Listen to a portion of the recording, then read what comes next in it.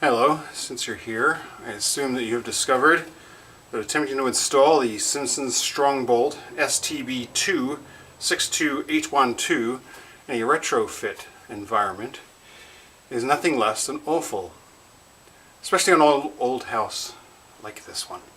The bolts don't quite go in all the way, and by not quite I mean they go in half the way. So first of all, you want protective equipment, glasses. Breathing mask is helpful, not necessary. So hearing protection.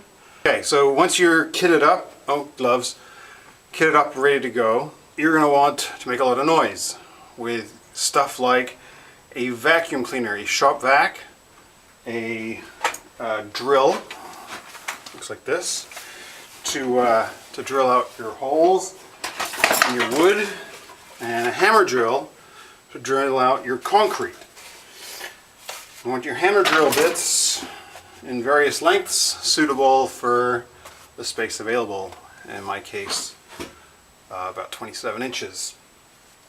The bolts need to go in 4.5 inches or 4 inches into the concrete. But in my case, I'm only getting a couple inches in some of them, or at least the early ones when I was trying to follow the Simpsons instructions.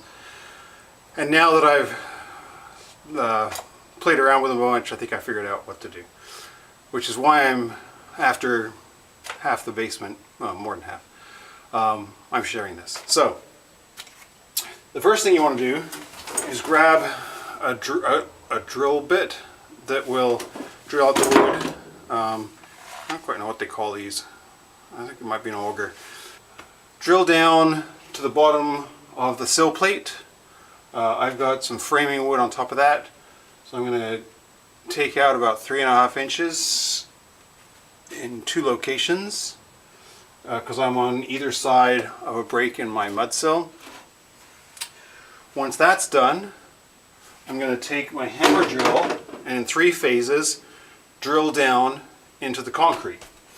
The 3 phases are going to include a short bit, actually it's probably more than 3, a short bit, I think that's a 6-inch,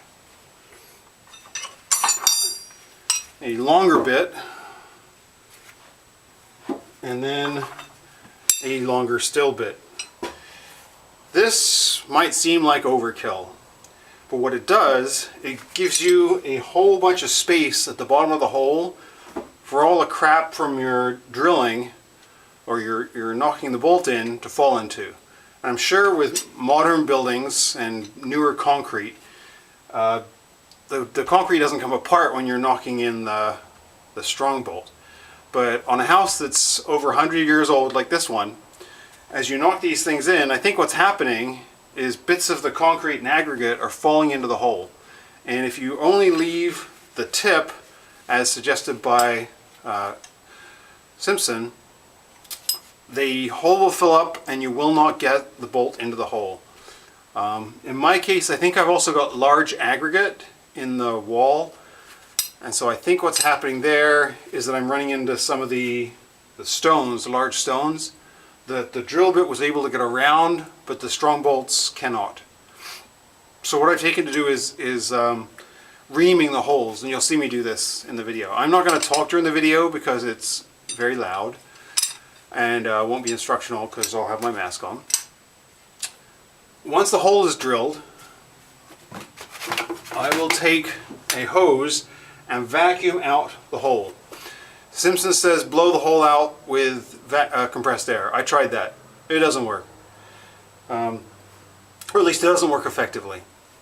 What I found was some clear PVC hose. I'm using 5/8 bolts, so in this case I've got 3/8 hose. Stuck down to the bottom of the hole and run up and down a couple of times with the vacuum cleaner. Is able to clean out the hole fairly effectively, or effectively enough that I can use it. After that, you knock the bolts in, and that's not quite as easy as it sounds. And I've had a bunch of experience with a sledgehammer attempting this, but we won't discuss that. What I use to get the bolts in is a palm nailer. This might seem like overkill, but it's what works. And I'm all about making it work after a bunch of failures. So I'm going to carry on doing this. You can look over my shoulder while I've got 2 bolts to do. And I'll probably speed up the video so you can see it in fast motion. These bolts looks like they come in a box of 20. With these small washers and the nuts and the wedge bolts. I'm using 3x3 plates, or they call them washers. The code calls for 2x2s, but I've read that various places are upping that to 3x3s. Oops. So I decided to just go with 3x3 to future-proof the retrofit.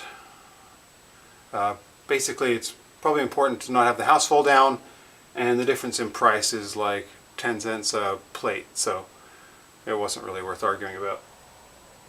Alright, so that's that bit, and now on to lots of noise making. We shall see.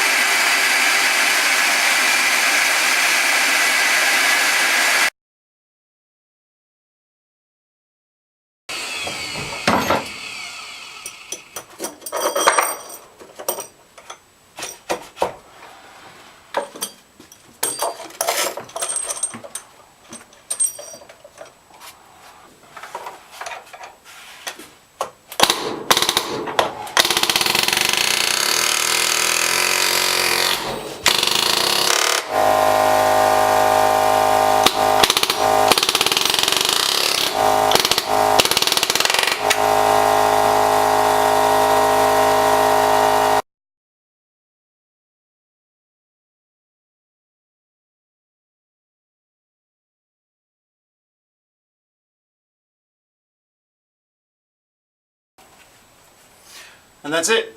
They both went in okay. The one on the left I thought was going to be a bit of a problem, and it went in slowly, as you saw, but it went in fine in the end. And torqued them both down. Code requires 40 foot-pounds. Simpson says 90. I'm going with code because I don't want to split the wood or the sill plate. There's probably low risk of that, but I'd rather not tempt it. Alright, so that's the video. I'll edit it and put it on the web. Alright, see ya.